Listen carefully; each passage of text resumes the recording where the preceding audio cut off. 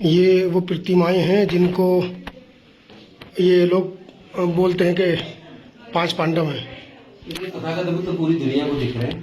मतलब तथागत बुद्ध की फोटो पूरी दुनिया कोई भी देख सकती है। इन्हीं को पांडव बना लिया, इन्हीं को 5 पांडव बना रहे हैं। कहानी बना के पिछले कई दशकों से कब्जा ये करके रखा है इन लोगों ने। ये कब्जा तो मुक्त कराना है मूल निवासियों को बेवकूफ बनाने के लिए। देश के मूल निवासियों से जो आज SC ST OBC के रूप में जाने जाते हैं या जो कन्वर्टेड माइनॉरिटीज हैं, क्योंकि उनका भी इतिहास देखेंगे तो उनके पूर्वज बौद्ध थे।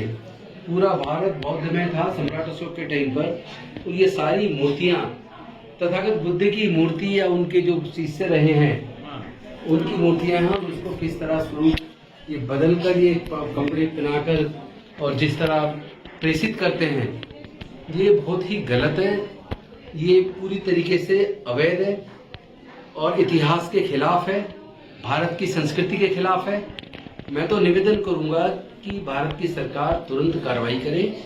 बिहार की सरकार तुरंत BT एक्ट को 1949 यानी Buddhist temple management committee act 1949 act को तुरंत रिपीट करे और इस पूरे महाबोधि टेम्पल में उसके आसपास जितने भी अवैध तरीके से निर्माण हुए उन निर्माण को तुरंत हटाया जाए और ये पूरा संचालन महाबोधि टेम्पल का बौद्ध भिक्षुओं को दिया जाए, बौद्धों को दिया जाए, क्योंकि भारत बौद्ध में था। ये तो इतिहास बताता है।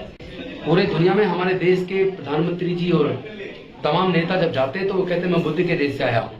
देखिए ये प्रतिमाओं को, जो बुद्ध की प्रतिमाएं हैं बिल्कुल साफ सुथरी, तो स्पष्ट है उनको कपड़े की प्रतिमाएं हैं, कपड़े ढक और इनके इस तरह झूठ प्रपंच चलाने से कोई सच्चाई नहीं बदल जाएगी।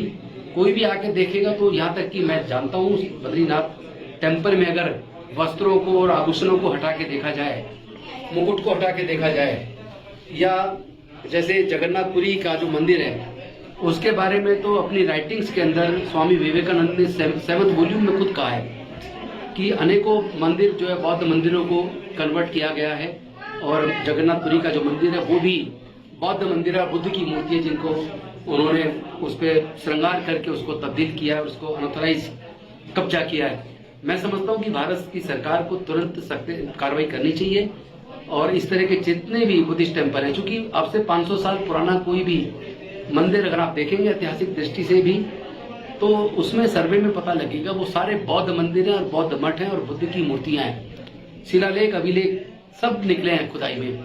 और पूरा जो अखंड भारत है जिसमें मैं बर्मा से लेकर अफगानिस्तान, ईरान, इराक तक पूरे भारत ये अखंड भारत था और उसमें खुदाई में जहां भी आज भी खुदाई होती है तो केवल बुद्ध के अवशेष निकलते हैं या सम्राट अशोक के टाइम के शिलालेख निकलते हैं। और एक और चीज, जो सिंधु घाटी की सभ्यता है वहाँ जो खुदाई हुई है हड़प्पा की, उसमें भी जो स्तूप निकले वो ये बताते हैं कि बुद्ध से पहले ही और भी बौद्ध बुद्ध हुए हैं। तो ये बुद्ध की जो परंपरा है ये बहुत पुरानी है। भारत का की संस्कृति बुद्ध से ही जानी जाती है। इतिहास बताता है कि पूरा भारत बौद्ध में था और उन सब लोगों की संख्या, बौद्धों की संख्या भारत में आज की डेट में भी 90% के आसपास है।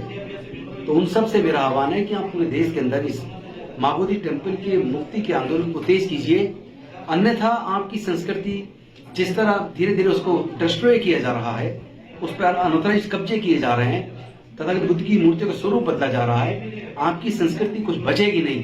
तो अपनी संस्कृति को बचाने के लिए सब लोग अपने घरों से निकले।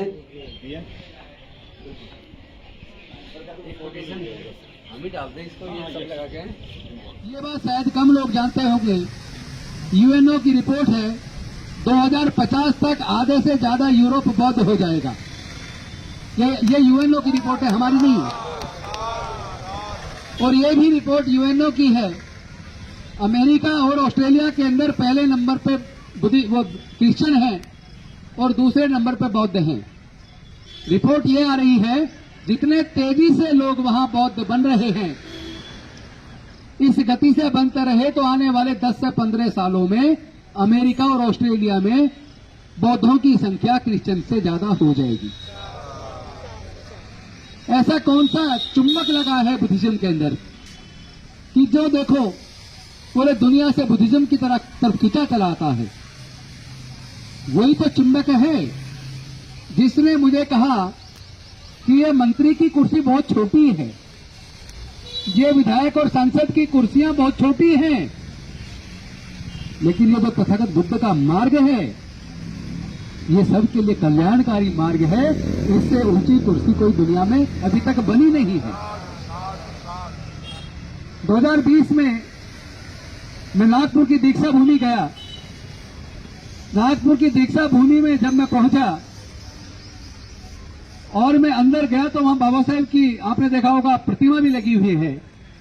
जब मैं उनकी तरफ देखने लगा तो मुझे ऐसा लगा जैसे डॉक्टर बाबा साहेब अम्बेडकर मुझे कह रहे हो कि क्या तुम हमारी इतनी निकम्मी और नकारा औलाद हो कि मैंने कहा था मी भारत बौद्ध में करी, मैं भारत को बौद्ध में करूंगा। लेकिन इस घोषणा के बाद, बौद्ध धर्म की दीक्षा लेने के बाद 1 महीना 22 दिन बाद मैं तो महापल निर्माण को प्राप्त हो गया। क्या मेरे बाद कोई एक भी ऐसा मेरा अनुयायी, मेरा शिष्य नहीं है जो मेरे भारत को बौद्ध में बनाने के सपने को पूरा कर सके? मतलब ये फीलिंग मैं महसूस कर रहा था। ऐसा नहीं है कि कोई वास्तव में कह रहा है, क्योंकि हम अंधविश्वास, पाखंडवाद तो नहीं मानते। ये फीलिंग मेरे अपने अंदर आ रही थी जब मैं दीक्षा भूमि में बाबा साहेब की प्रतिमा के सामने खड़ा था। तो मैंने उसी दिन संकल्प किया। मैंने कहा, डॉक्टर बाबा साहेब अम्बेडकर, मैं आपकी निकम्मा और नकारा औलाद नहीं हूं, मैं आपका सच्चा अनुयायी हूं। आपके दिए संविधान की वजह से भारत में एक मजबूत सशक्त राष्ट्र के रूप में भारत निर्मित हुआ है। आपके संविधान की वजह से भारत में रहने वाले तमाम लोग, तमाम जाति धर्म के लोग, सभी लोगों को समान रूप से आगे बढ़ने का मार्ग मिला है। और आपने अगर बुद्ध का रास्ता चुना और भारत को बौद्ध में बनाने का संकल्प लिया तो इसलिए लिया चूंकि भारत पहले से ही बौद्ध था।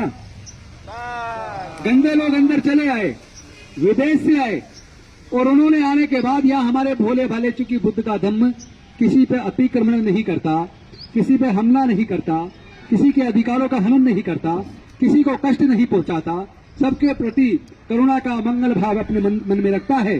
तो हमारे उसी अच्छे आचरण और चरित्र का दुरुपयोग करके उन बाहर से आने वाले लोगों ने हमारे सारी संपत्ति छीन ली, हमें प्रताड़ित किया, जातियों में बांटा, वर्ण में बांटा और हमारे सारा संसाधनों पे कब्जा कर लिया। लेकिन डॉक्टर बाबा साहेब अम्बेडकर हमें हमारी उस हजारों साल की गुलामी से,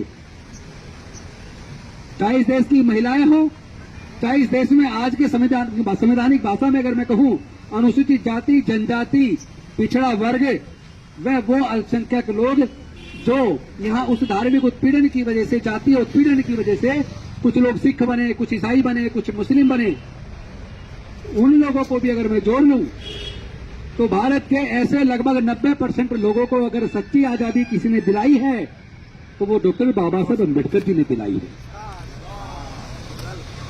तो मैंने कहा कि कम से कम मैं आपके इस विचार को, जो भारत को बौद्ध में बनाने का विचार है, मैं अपना पूरा जीवन अब इस विचार को सच्चाई के रूप देने में लगाऊंगा।